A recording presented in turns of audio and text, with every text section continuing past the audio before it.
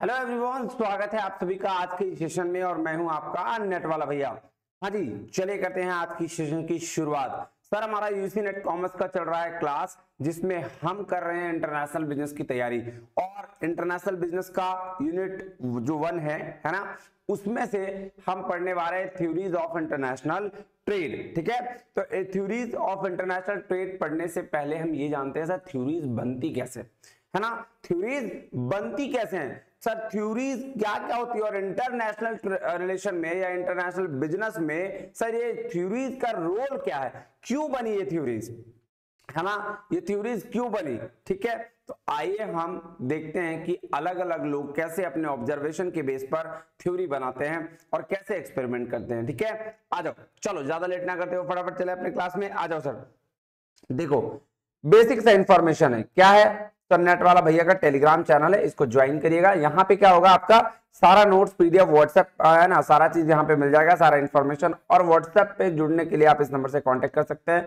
कोई भी दिक्कत हो, परेशानी हो, तकलीफ हो, हमारा ऐप है नेट वाला भैया ऐप, आप इसको डाउनलोड कीजिएगा।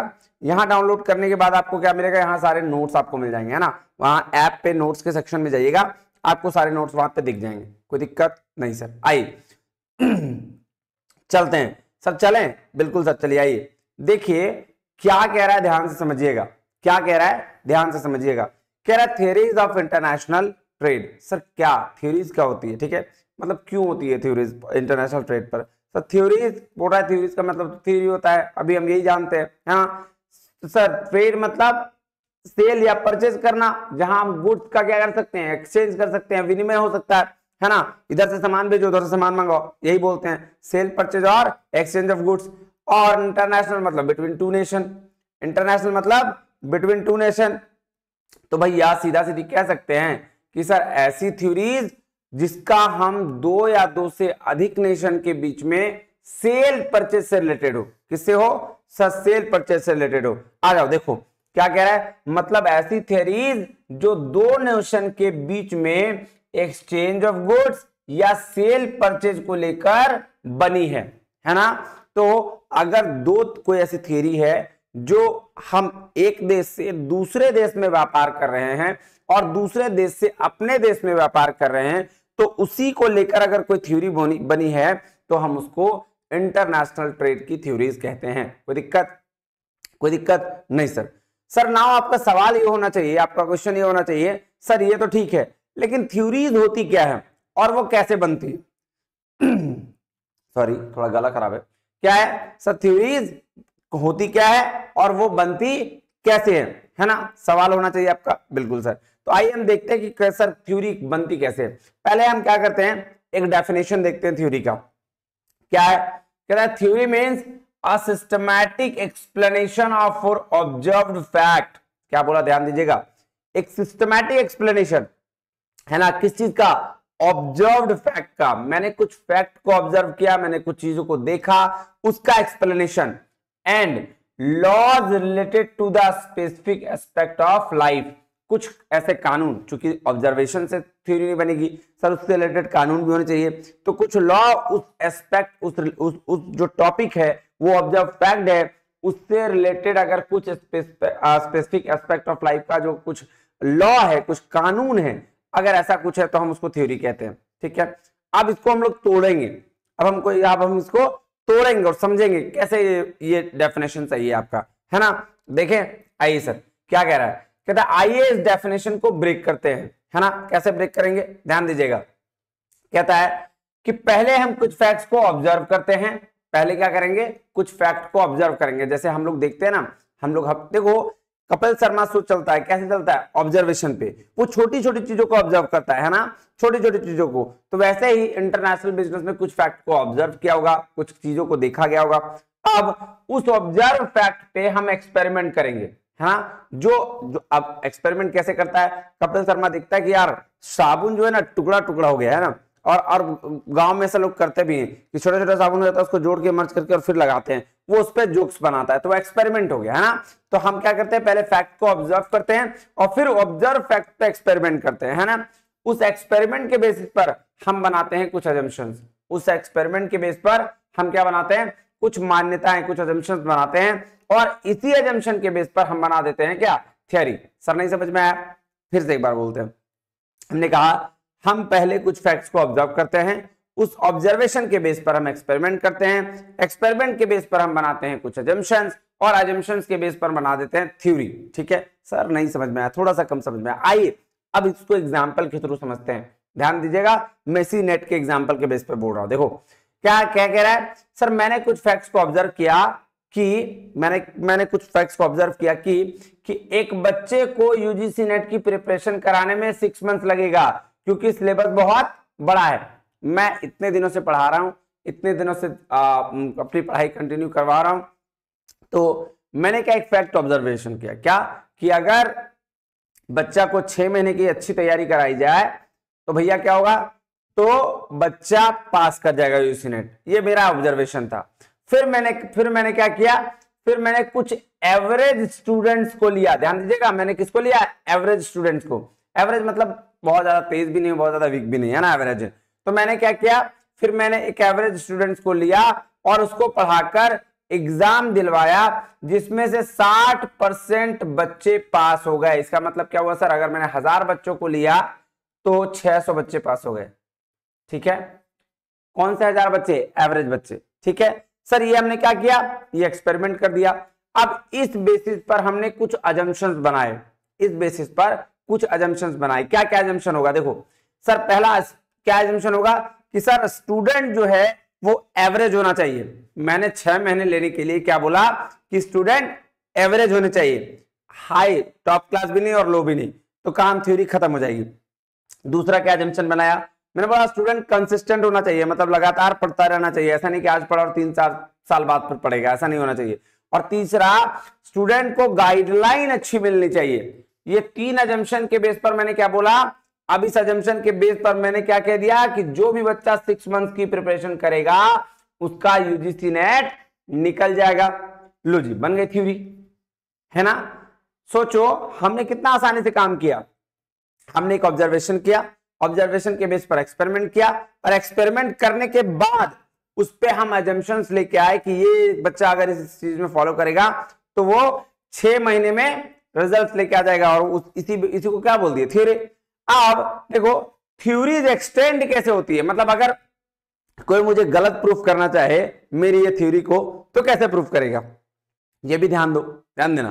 क्या रहा है, अब मैंने जो एजम्पशन लिया कि अगर एक भी अगर गलत साबित हुआ तो मेरी थ्योरी क्या हो जाएगी, गलत हो जाएगी, है ना। अभी जो मैंने अजम्पशन लिया, मतलब 3 अजम्पशन लिए ना जी, तो अगर उसमें से एक भी अगर अजम्पशन गलत हो गई तो मेरी थ्योरी क्या हो जाएगी, गलत साबित हो जाएगी।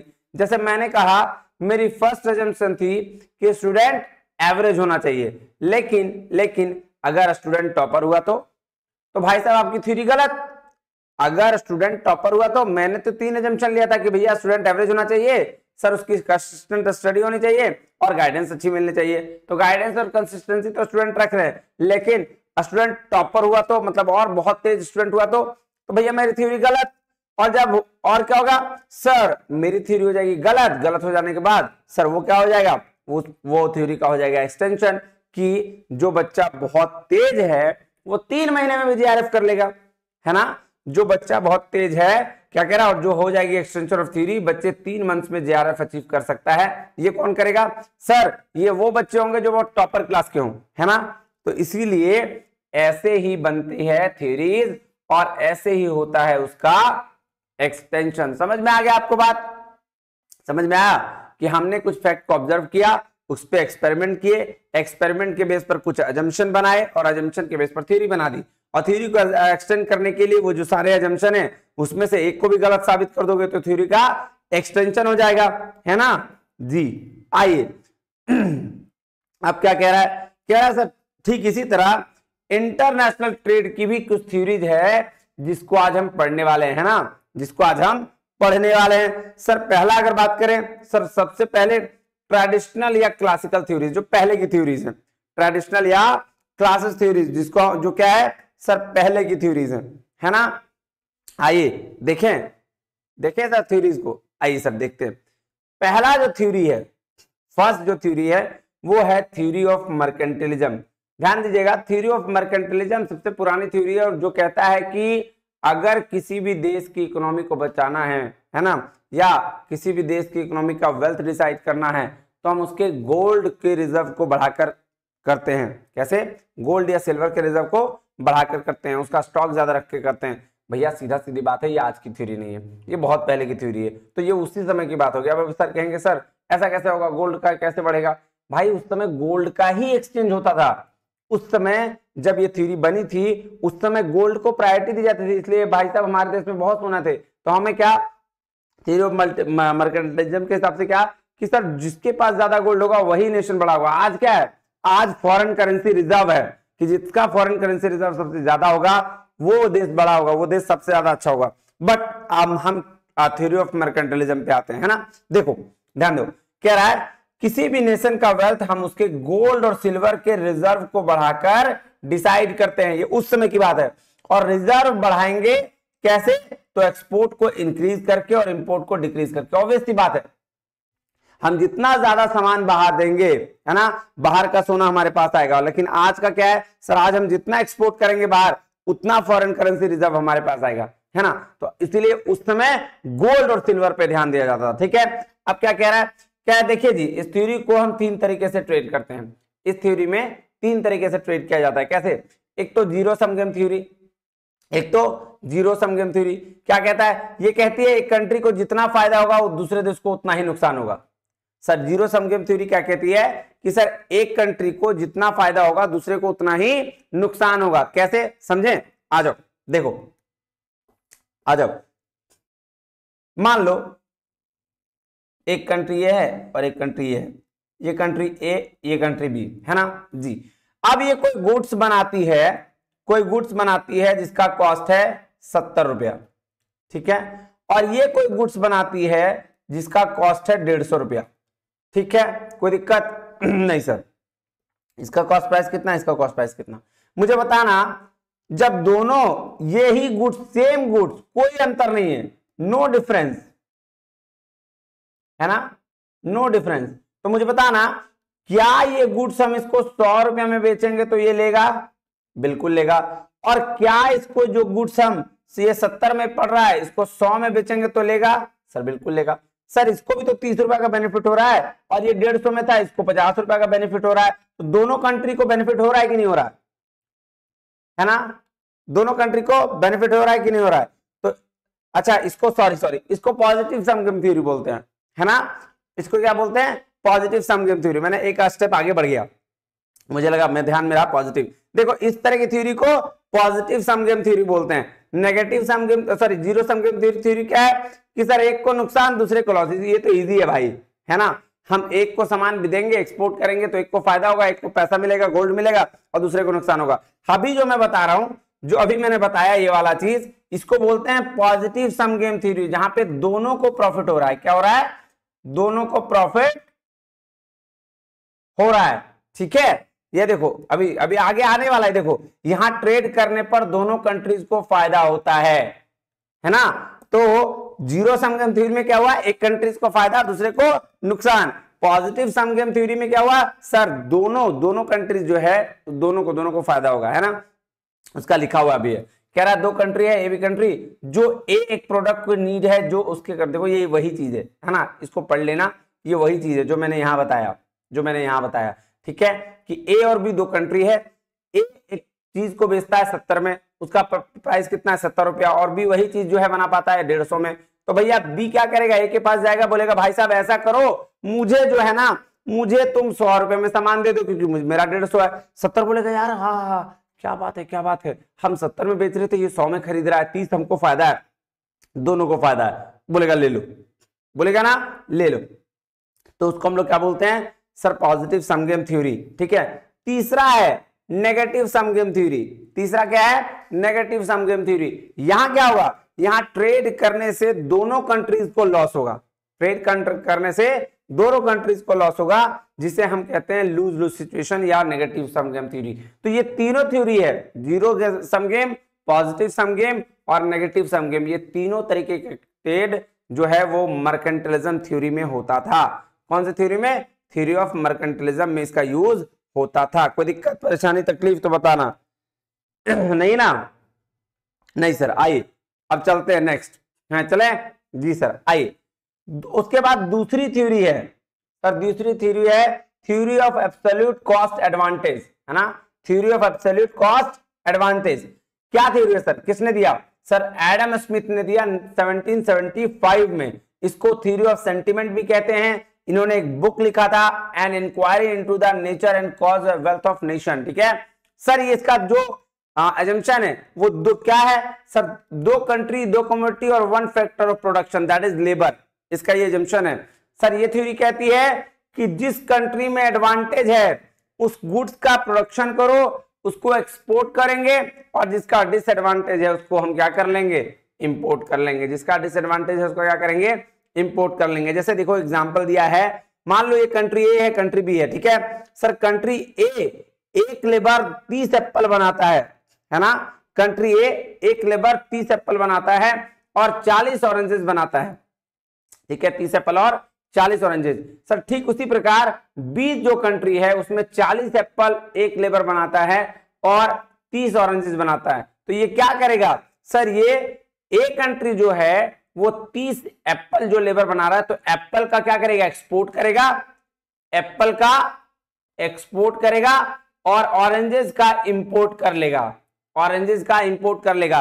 कंट्री बी क्या करेगा सर, कंट्री बी क्या करेगा सर, कंट्री बी और आपका एप्पल का क्या कर लेगा, एप्पल का इंपोर्ट कर लेगा, और सर किसका एक्सपोर्ट करेगा सर, ऑरेंजेस का एक्सपोर्ट करेगा, है ना। इसीलिए इसका नाम दिया गया एब्सोल्यूट कॉस्ट एडवांटेज थ्योरी। मतलब ये क्या कह रहा है कि भैया मेरे देश में जो प्रोडक्शन हम सबसे सस्ता कर सकते हैं हम उसको एक्सपोर्ट कर लेंगे, तुम अपने देश में जो प्रोडक्शन कर रहे हो भैया सामने वाला देश में जो सस्ता प्रोडक्शन हो रहा है उसका इंपोर्ट कर लो, उसका इंपोर्ट कर लो। ठीक है, ये देखो यहाँ कंट्री ए में एक लेबर 30 एप्पल और 40 ऑरेंज बनाता है, और कंट्री बी में एक लेबर 40 एप्पल और 30 ऑरेंज बनाता है। इन दोनों कंट्रीज में ए के पास एप्पल का एडवांटेज है और बी के पास ऑरेंज का एडवांटेज है।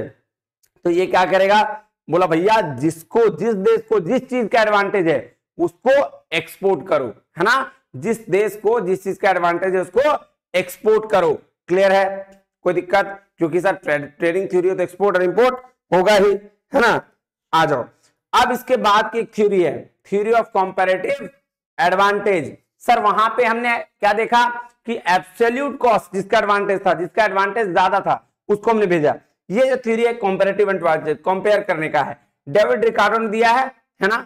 सर कह रहा है ये थ्योरी सेम ऊपर थ्योरी का अजम्पशन लेकर चलती है, बस फर्क ये है कि यहां दो कंट्रीज अपना कंपैरिजन खुद करती है और वो ये देखती है कि वो किस चीज में बेहतर है उसका एक्सपोर्ट करेगा और जिसमें वो खराब है उसका इंपोर्ट कर लेगा। देखो, तो ऊपर वाली थ्योरी में फर्क था, ऊपर वाली थ्योरी में क्या था कि वो खुद में कंपेयर नहीं करता था, वो देखता था कि भैया सामने वाला कंट्री का किस चीज में एडवांटेज है, मेरा किस चीज में एडवांटेज है। हम जैसे देखो, जैसे समझो बात, ऐसे समझना कि मैं अगर आपको पेपर 2 कॉमर्स अच्छा पढ़ा रहा हूं और सामने वाला जो है आपको पेपर 1 अच्छा पढ़ा रहा है, तो आप क्या करेंगे, ठीक है, मेरा पेपर 1 है, पेपर 2 मैं दोनों पढ़ाता हूं, सामने वाला भी पेपर 2 पेपर 1 दोनों पढ़ाता है, तो आप क्या करेंगे सर, पेपर 2 हमसे पढ़ लेंगे, पेपर 1 किसी और से पढ़ लेंगे, है ना।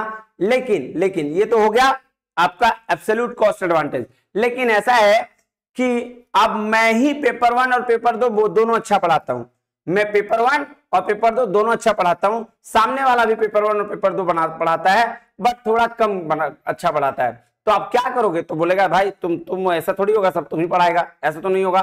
तो आप क्या करोगे कि मैं जो सबसे ज्यादा अच्छा पढ़ाता हूं आप वो मुझसे पढ़ लोगे और वो जो सबसे ज्यादा अच्छा पढ़ाता है वो पढ़ा देगा, है ना, ऐसा वाला बात। तो आप देखो यहाँ पे लिखा हुआ है कि जैसे इंडिया और यूएसए 2 कंट्री है, सर वीट वो इंडिया वाला 5 है ना लेबर 1 किलो उगाता है ना, 5 लेबर जो है 1 किलो उगाता है और ये 12 लेबर 1 किलो उगाता है ना, यूएसए में 12 लेबर।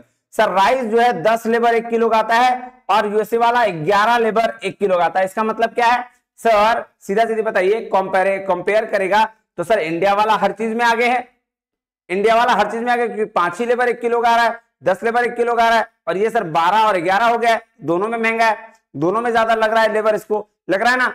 तो आप ध्यान दो, तो ये क्या करेगा, जो ये कम हो, जैसे वीट उगा रहा है 5 लेबर 1 किलो, तो वीट का ये एक्सपोर्ट कर देगा, है ना, वीट का ये एक्सपोर्ट कर देगा। इंपोर्ट क्या कर लेगा सर, देखिए अब यूएसए वाला बोलेगा भैया हम दोनों में बेहतर किस चीज में, सर दोनों में हम बेहतर है राइस में, तो ये क्या करेगा, ये राइस का एक्सपोर्ट कर लेगा। समझ रहे हैं, ये एक्सपोर्ट किसका करेगा, राइस का, और ये किसका करेगा सर, वीट का। क्यों, क्योंकि ये अपने में कंपेयर किया, है ना, जैसे हम अपने में कंपेयर किए, यार हम ना, चलो हम लोग दोनों में लोले हैं, है ना, दोनों में लोल है तो एक में तो थोड़ा ज्यादा होंगे, है ना, अच्छा हम उसी को एक्सपोर्ट कर देंगे, ठीक है, वरना तो इंडिया दोनों में अच्छा है जी। लेकिन यहां क्या बोला भैया, इंटरनेशनल ट्रेड करना है, व्यवसाय करना है, तो आपको ऐसा नहीं सब आप खुद नहीं करेंगे, आप फॉरेन में जो दूसरे देश में जो उन अपने में वो कंपेयर करेगा और उसमें से जो अच्छा होगा ना वो आपको एक्सपोर्ट कर देगा। क्लियर बात, समझ में आया। जैसे यूएसए दोनों में वीक है तो वो ये देखेगी कि वो खुद किस में बेस्ट है और उसका एक्सपोर्ट करेगी, है ना, ध्यान दो, वही बोला इंडिया दोनों में बेस्ट है, ठीक है, बट यूएसए दोनों में वीक है, तो यूएसए ये देखेगा कि भैया हम किस में बेस्ट हैं और वही उसी चीज का एक्सपोर्ट करेगा। क्लियर है बात, कोई दिक्कत परेशानी तकलीफ तो बताओ, नहीं ना, कोई दिक्कत परेशानी तकलीफ तो बताओ, नहीं सर। अब नेक्स्ट एक और थ्योरी है आइए, चौथा थ्योरी जिसको हम लोग हक्सर-ओहलिन थ्योरी भी बोलते हैं, क्या बोलते हैं, हक्सर-ओहलिन थ्योरी, है ना सर। ये थ्योरी जो है सर यहां से ना थोड़ा सा मॉडर्न थ्योरी स्टार्ट हुआ है, यहां से थोड़ा सा मॉडर्न थ्योरी स्टार्ट हुआ है, इसको हम लोग मॉडर्न थ्योरी भी बोलते हैं, फैक्टर प्रोपोर्शन थ्योरी बोलते हैं सर, इसको फैक्टर एंडोमेंट थ्योरी भी बोलते हैं, है ना, इसको टू फैक्टर थ्योरी भी बोलते हैं, इतना थ्योरी इसका नाम है, ठीक है। टू फैक्टर थ्योरी क्यों, क्योंकि अभी तक हम लोग लेबर का सिर्फ बात कर रहे थे कि हमारा फैक्टर ऑफ प्रोडक्शन क्या होगा, लेबर होगा। यहां पे पहली बार बात किया गया कि सर लेबर जो होगा ही होगा, लेबर से कुछ नहीं होने वाला, कैपिटल भी लेके आना पड़ेगा आपको। तो आइए, ये थ्योरी दिया है हक्सर-ओहलिन ने 1919 ईस्वी में, इन्होंने कहा 2:2:2, पहले क्या था सर, दो कम्युनिटी, दो कंट्री और एक फैक्टर ऑफ प्रोडक्शन लेबर, इससे पहले क्लासिकल में। लेकिन अब क्या है सर, दो कंट्री के बीच में व्यापार होगा, दो वस्तुएं होंगी, दो कमोडिटी होगा और दो फैक्टर ऑफ प्रोडक्शन होगा, दैट इज लेबर और कैपिटल। अब ये थ्योरी कहती क्या, ये थ्योरी कहती है कि भाई साहब ऐसा है कि जो चीज है ना, जो चीज अबंडेंट मात्रा में अवेलेबल है हम उसका क्या करेंगे, एक्सपोर्ट करेंगे, और जो जिस चीज की कमी है हम उसको इंपोर्ट कर लेंगे।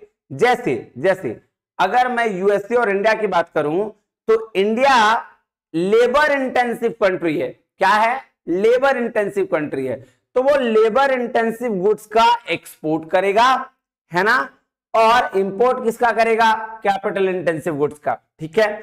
यूएसए कैपिटल इंटेंसिव कंट्री है, कैपिटल वहां ज्यादा है, तो वो कैपिटल इंटेंसिव गुड्स का एक्सपोर्ट करेगा और इंपोर्ट क्या करेगा, लेबर इंटेंसिव गुड्स का। क्लियर है बात, फिर से समझो, ये थ्योरी कहती है कि जिस भी कंट्री में जो फैक्टर एबंडेंट मात्रा में अवेलेबल है उसी टाइप के गुड्स का वो एक्सपोर्ट करेगा, ठीक है। अब इंडिया क्या है, लेबर बहुत है, यहां लेबर इंटेंसिव कंट्री है, तो लेबर इंटेंसिव गुड्स ही वो यहां से एक्सपोर्ट करेगा और कैपिटल इंटेंसिव गुड्स का इंपोर्ट कर लेगा, है ना जी।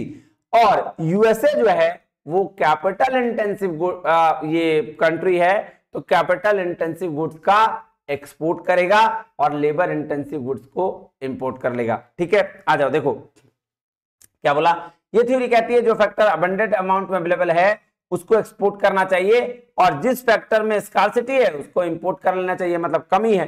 कह रहा है जैसे वो कंट्री जो लेबर इंटेंसिव है उसको लेबर इंटेंसिव गुड्स का प्रोड्यूस करके एक्सपोर्ट करना चाहिए और कैपिटल इंटेंसिव गुड्स को इंपोर्ट करना चाहिए, एंड वाइस वर्सा। वही बात मैंने बोला, है ना, वही बात मैंने बोला। क्लियर है जी। अब एक है थ्योरी लियोन्टिफ पैराडॉक्स थ्योरी, ये एक्सेप्शन है सर, एक्सेप्शन है किसका, हक्सर-ओहलिन थ्योरी का। अभी मैंने क्या बोला था, अभी जस्ट मैंने बोला सर कैपिटल इंटेंसिव कंट्री है तो क्या करेगी, कैपिटल इंटेंसिव गुड्स का एक्सपोर्ट करेगी और लेबर इंटेंसिव का इंपोर्ट कर लेगी, और लेबर इंटेंसिव कंट्री है तो भैया लेबर इंटेंसिव गुड्स का एक्सपोर्ट करेगी और सर कैपिटल इंटेंसिव का इंपोर्ट कर लेगी। अब लियोन्टिफ पैराडॉक्स आए, भैया वास्ले लियोन्टिफ नाम था इनका, 1951 में गए अमेरिका और उन्होंने क्या देखा सर, उन्होंने देखा रशियन इकोनॉमिस्ट है ना वास्लाव लेवोंटिफ, और इन्होंने क्या देखा, उन्होंने यूएस की इकोनॉमी को बहुत नजदीक से स्टडी किया और पाया कि यूएस की इकोनॉमी क्या थी सर, यूएस की इकोनॉमी थी कैपिटल इंटेंसिव, लेकिन वहां पे क्या हो रहा था, वो लेबर इंटेंसिव गुड्स को प्रोड्यूस करके वहां क्या कर रहे थे, वहां उसका एक्सपोर्ट कर रहे थे। यूएसए कौन सी इकोनॉमी है सर, कैपिटल इंटेंसिव, कर क्या रहे थे, वो कर रहे थे सर लेबर इंटेंसिव गुड्स का प्रोडक्शन कर रहे थे और वैसे चीजों को वहां से एक्सपोर्ट कर रहे थे। हालांकि करना क्या चाहिए सर, करना ये चाहिए कि कैपिटल इंटेंसिव कंट्री में कैपिटल गुड्स का प्रोडक्शन करके एक्सपोर्ट करना चाहिए। ये था सर हमारा हक्सर-ओहली थ्योरी का अपोजिट यानी कि एक्सेप्शन। ठीक है, अब आ जाओ थोड़ा बुक पे चलते हैं, अब आ जाओ बुक पे चलते हैं, देखो ध्यान दो। ठीक है, ये हिंदी इंग्लिश वाले अक्सर उनको प्रॉब्लम होता है कि हिंदी इंग्लिश, इसलिए मैं इसमें हिंदी और इंग्लिश दोनों डाल रहा हूं। क्लासिकल थ्योरी है ना, classical theory, theory of mercantilism 16 से 18 सेंचुरी के बीच में sir, oldest theory of international trade. ठीक है, एजम्पशन क्या है सर, कह रहा है wealth is measured by the amount of silver and gold country possesses, है ना, किसी देश के पास मौजूद सोने और चांदी की मात्रा से संपत्ति मापी जाती है। A nation economic strength depend on the positive balance of trade that is export and import। तो क्या बोल रहा है, किसी भी देश की आर्थिक ताकत कैसे मापी जाती है, उस कंट्री के एक्सपोर्ट से कि कितना ज्यादा वो एक्सपोर्ट कर रहा है। And government intervention is necessary to achieve trade surplus. तो ट्रेड सरप्लस करने के लिए गवर्नमेंट का इंटरवेंशन जरूरी है, तभी तो ट्रेड बैरियर लगते हैं जी। तो ये अजम्पशन थे मर्केंटिलिज्म थ्योरी के। सर क्रिटिसिज्म क्या है, leads to protectionism and ignore mutual benefits. हाँ, ये बात बिल्कुल सही है, क्योंकि मर्केंटिलिज्म थ्योरी का मानना ही यही है कि भैया एक्सपोर्ट जितना ज्यादा करेंगे उतना फायदा अपने देश को, तो भैया वो इंपोर्ट करने से मना करेगा। क्यों, क्योंकि सर इंपोर्ट करेगा तो फिर उसका एक्सपोर्ट वाला चीज घट जाएगा, है ना, तो इसलिए इंपोर्ट करना वो मना करेगा। तो ये इसका क्रिटिसिज्म है। बात समझ में आई जी। अब है एब्सोल्यूट कॉस्ट एडवांटेज, किसने दिया, एडम स्मिथ 1776 में। क्या बोल रहे हैं sir, a country should specialise in producing goods where it has an absolute advantage producing goods at lower cost than the other countries. तो ये क्या बोल रहा है कि एक कंट्री को वही गुड्स आपका एक्सपोर्ट करना चाहिए जिसका उसके पास एब्सोल्यूट एडवांटेज है। एब्सोल्यूट एडवांटेज मतलब जिसमें वो बहुत अच्छा है, जिसमें वो बहुत अच्छा है, जिसका कॉस्ट बहुत कम है। आ जाओ सर, ये कंट्री सर 2 कंट्रीज और 2 कम्युनिटीज पे बेस्ड है, और एक factor labour is the only factor production. Labour क्या है, ओनली फैक्टर। कोई ट्रांसपोर्टेशन कॉस्ट को एज्यूम नहीं किया है। फ्री ट्रेड एग्जिस्ट है ना, 2 नेशन के बीच में फ्री ट्रेड है। ये क्या है सर, ये इसके एजम्पशंस है ना। लिमिटेशन क्या है, does not explain what happens when one country has the absolute advantage in all goods. Sir इन्होंने ये नहीं बताया कि अगर एक ही कंट्री के पास, मतलब जैसे 2 कंट्री है ना, 2 कंट्री की बात कर रहा है, अगर एक कंट्री के पास ही सारा एडवांटेज होगा तो क्या होगा, जिसकी बात अगले थ्योरी में करी गई है कंपैरेटिव एडवांटेज में। वहां पे क्या था सर, यहां पे बोला कि भैया मेरे पास सोना का बेनिफिट है, हम सोना एक्सपोर्ट करेंगे, तुम्हारे पास चांदी का बेनिफिट है, तुम चांदी एक्सपोर्ट करो, ठीक है। लेकिन अगर मेरे पास सोना चांदी दोनों का बेनिफिट हुआ तो क्या करेंगे सर, तो उसके लिए आई कंपैरेटिव एडवांटेज थ्योरी, जो डेविड रिकार्डो ने 1817 में दिया। इन्हें ये थ्योरी कहती है a country should specialize in producing goods where it has the lowest opportunity cost even if it has the absolute advantage in all goods। तो भैया क्या बोल रहा है ये थ्योरी, बोल रहा है ठीक है, अगर तुम्हारे देश में दोनों गुड्स पे एब्सोल्यूट एडवांटेज है, दोनों गुड्स पे तुम अच्छा प्रोडक्शन कर रहे हो, तो भैया तुम वो गुड्स बेचो जिसमें तुम ज्यादा अच्छे हो, और सामने वाले से वो गुड्स मंगा लो जिसमें वो थोड़ा सा कम अच्छा है, ठीक है। एजम्पशन क्या देखो, 2 countries 2 goods, labour only factor, कोई ट्रांसपोर्टेशन कॉस्ट नहीं, constant return to scale and perfect mobility factors, मतलब दोनों कंट्री के बीच में कोई दिक्कत नहीं है गुड्स भेजने में, है ना। इंपॉर्टेंस क्या है, foundation of modern international trade. यहां से मॉडर्न इंटरनेशनल ट्रेड का फाउंडेशन थोड़ा सा शुरू हुआ था, लेकिन ये थ्योरी नहीं है सर, ये इग्नोर करता है transportation cost and role of technology. अब आ जाओ मॉडर्न थ्योरी जो हम लोग पढ़ रहे हैं, हक्सर-ओहली थ्योरी। हक्सर-ओहली थ्योरी ने क्या बोला था सर, यहाँ का एजम्पशन देखो, कह रहा है countries export goods that use their abundant resources intensively and import goods that use scarce resources. तो ये बोल रहा भैया कंट्री जो है ना वो उसी गुड्स का एक्सपोर्ट करती है जो बहुत अबंडेंट मात्रा में है, बहुत सारा है, प्रचुर मात्रा में है ना, और जो प्रचुर मात्रा में नहीं है उसका, जिसकी कमी है उसका इंपोर्ट कर लो। देखो यहाँ पे एजम्पशन यहाँ पे थोड़ा बड़ा, 2 countries 2 commodities and 2 factor of production, labour और कैपिटल। क्लियर है sir? Countries differ in endowments, है ना, technology is the same in both countries, हम ये भी मान के चलते हैं कि दोनों कंट्री का टेक्नोलॉजी सेम होगा, है ना। परफेक्ट कंपटीशन है मार्केट में, क्या मान के चल रहे हैं? Perfect competition. उसके बाद क्या सर? लिमिटेशन क्या है? Does not explain intra industry trade and assume identical technology, है ना। बोल रहा भैया अंतर उद्योग की व्याख्या नहीं करता है और समान तकनीक को मानता है, ठीक है, और 2 देश में समान तकनीक हो नहीं सकता। चलिए, लियोन्टिव पैराडॉक्स, सर ये क्या है? सर ये एक्सेप्शन है। कॉन्ट्राडिक्टेड टू हक्सर-ओलिन मॉडल, कॉन्ट्राडिक्ट किया, है ना। बोला US is a capital abundant country और यूएस एक्सपोर्ट करता है, यूएस को एक्सपोर्ट करना चाहिए कैपिटल इंटेंसिव और import should be labour intensive, ठीक है। बट फाइंडिंग्स, मिला क्या? मिला क्या? करना क्या चाहिए? करना चाहिए भैया कैपिटल इंटेंसिव कंट्री है यूएस, उसको कैपिटल इंटेंसिव गुड्स करना चाहिए। But US exported more labour intensive goods, US ने क्या एक्सपोर्ट किया? ज्यादा लेबर इंटेंसिव गुड्स, और इंपोर्ट कर रहे हैं कैपिटल इंटेंसिव गुड्स। इसका मतलब क्या हुआ सर? इसका मतलब हुआ ये एक्सेप्शन है हक्सर-ओलिन थ्योरी का, ठीक है। Implication, factor endowment alone do not determine trade patterns, है ना। तो ये बात ध्यान में रखिएगा कि आपकी ये 5 थ्योरी, ये थ्योरी क्या बोली है? हक्सर-ओलिन का एक्सेप्शन है, ठीक है। चलिए, मुझे उम्मीद है आपको समझ में आ गया होगा। मिलते हैं अगले वीडियो में जिसमें हम आगे की थ्योरीज को डिस्कस करेंगे बहुत अच्छे तरीके से, है ना। तब तक के लिए बहुत बहुत धन्यवाद। Thank you very much. जय हिंद।